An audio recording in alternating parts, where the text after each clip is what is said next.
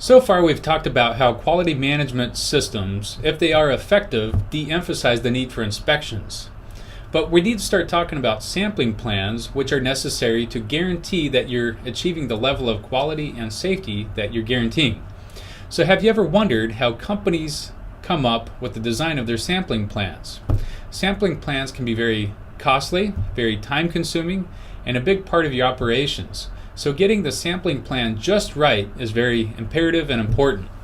So the point of this lecture, which is part of a series of video lectures, is to start talking about acceptance sampling. I think the best way to start out looking at these acceptance plans is just to see what one looks like.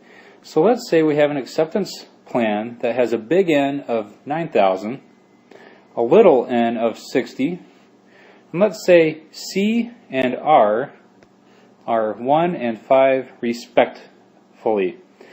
So we have two terms here that should be familiar to you. What does the capital N represent? You guessed it right. That is the lot. So we have a lot of 9,000 units, whereas the little n is 60.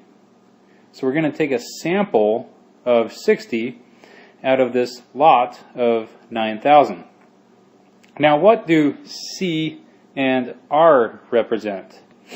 C represents the number at which we can accept this sample of 60. So let's say we pick 60. If we have one or fewer non-conforming units, then thumbs up, we can move forward and ship that product out.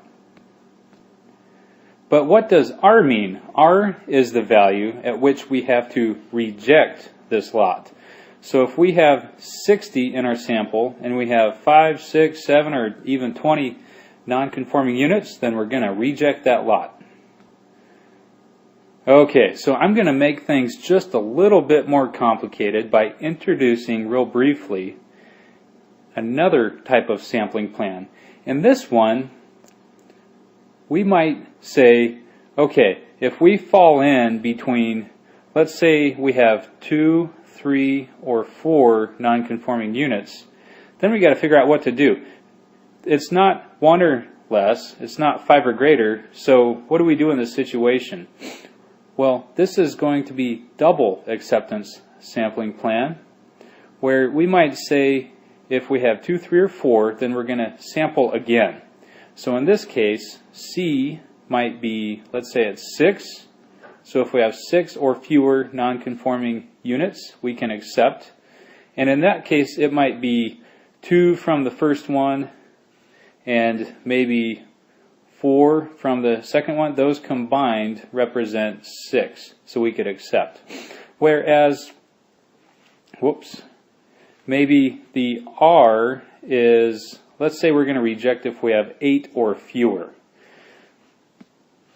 So we could have 3 and 3, and those together would be 6 again. So we would be fine with that. We would move on. We would accept that lot. But if we had, let's say we had maybe 4 and 4, or maybe 4 and 5, or anything like that, that would equal 8, and in that case we would reject. Okay, so I just introduced two types of acceptance sampling plans, single and double. We're going to talk about these in quite a few detail before we get to the others, because we really need to get the basics down. But the other ones are multiple and sequential. And by the time we get to those, they should be pretty easy, because we will have gone through single and double acceptance sampling plan in such detail that anything from there on is just a rendition of what we already know.